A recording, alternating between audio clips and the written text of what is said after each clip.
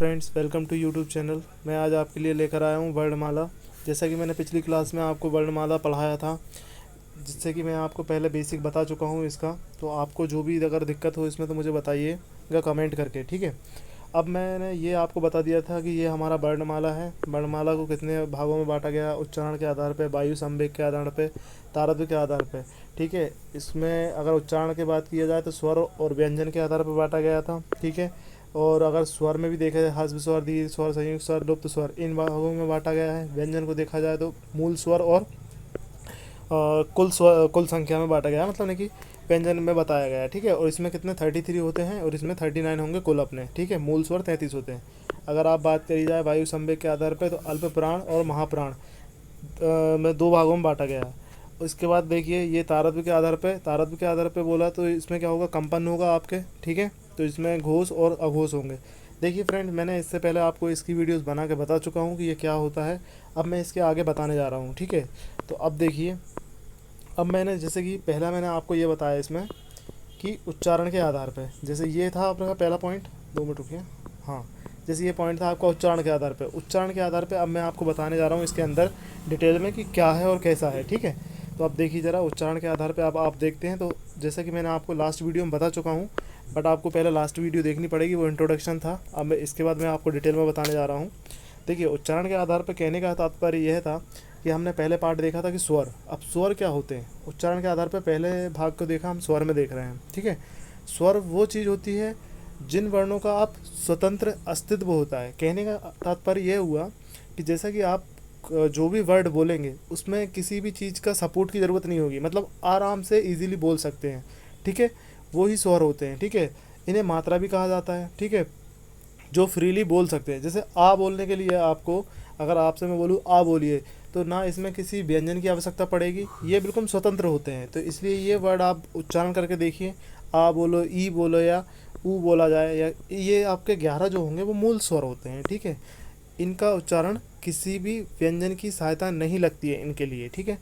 अब अगर स्वर देखा जाए, अब स्वर का आपके स्वर के भी अंदर 4 पार्ट होते हैं।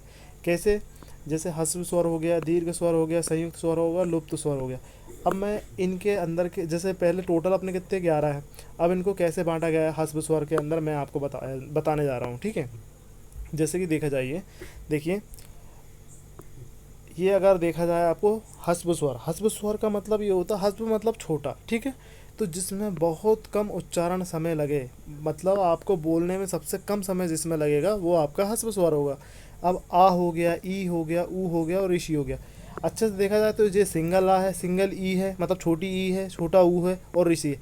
ये आपके मूल स्वर कहलाते हैं, ठीक है। इनको मूल स्वर भी कहते हैं। एग्जाम में पूछा जाता है कि मूल स्वर किन्हें कहते हैं, तो आप इन वर्डों को बोल सकते हैं, आ, ई, ऊ और ऋषि, ठीक है। इनमें कम समय लगता है, ठीक है।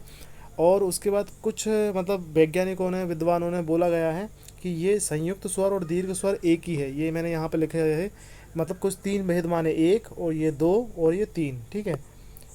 अब उसके बाद देखिए, नेक्स्ट क्वेश्चन एग्जाम में ऐसा पूछा जाता है कि बताइए शहीद वर्ण किसे कहा जाता है। शहीद वर्ण, शहीद किस लिए कहा जाता है, शहीद इसलिए कहा जाता है क्योंकि ये सभी के साथ मिला हुआ रहता है। अगर देखा जाए किसी भी उच्चारण में या वर्ण में, अगर आप व्यंजन में देखेंगे तो ये सभी के साथ मिलेगा आपको, ठीक है। इसलिए आपको शहीद वर्ण कहा जाता है इसको। तो अगर आपसे पूछा जाता है कि शहीद वर्ण कैसे कहा जाता है तो आप आ को बोलेंगे, ठीक है। इसके बाद आप दीर्घ स्वर देखा जाए तो दीर्घ स्वर किन्हें कहेंगे हम। दीर्घ स्वर देखिए, इससे पहले हमने पढ़ा ह्रस्व स्वर। ह्रस्व स्वर में कम समय लगा था। अब ह्रस्व स्वर से अगर डबल समय लगता है, ठीक है, ह्रस्व स्वर से आपको डबल समय लगा तो आपका दीर्घ स्वर बन जाएगा। अब इसमें क्या होगा, इसमें मूलतः कितने उच्चारण होंगे, मतलब नहीं कि जो मूल संख्या कितनी होगी, 3 होगी। अब उसमें सिंगल आ था, सिंगल जैसे आ था, फिर ई थी, फिर ऊ था और ऋषि था, ठीक है। इसमें क्या होगा, दीर्घ में ये बड़ा आ हो गया, ये बड़ी यू हो गई और बड़ा ऊ हो गया। ये छोटा वाला ऊ था इसमें, सॉरी, उसमें ऊ था तो ये अपना बड़ा ऊ इसमें आ गया। तो ये देख ली, आ, ई और ऊ, ये दीर्घ स्वर में आ गए, ठीक है। तो समझ में आया आपको। 3 अगर ये हो गए अपने कौन से, दीर्घ स्वर हो गए, और अपने अगर 4 वो थे कौन से, ह्रस्व स्वर थे। अब संयुक्त स्वर क्या होते हैं। अब संयुक्त स्वर का मतलब ये होता है कि किसी से मिलकर बने होंगे, तो 2 स्वरों से मिलकर बनते हैं, उसको संयुक्त स्वर कहते हैं। स्वर स्वर से मिलकर बनते हैं, देखिए कैसे। जैसे आपको आ है और उसके बाद अगर आपको ई के साथ या बड़ी या छोटी ई के साथ अगर कोई वर्ड बनाना है तो वो ए में कन्वर्ट हो जाता है, ठीक है। जैसे ये आ है और ये ए है, तो अब इसको आप अगर बनाएंगे तो ये बड़ा ए में कन्वर्ट हो जाएगा, ठीक है।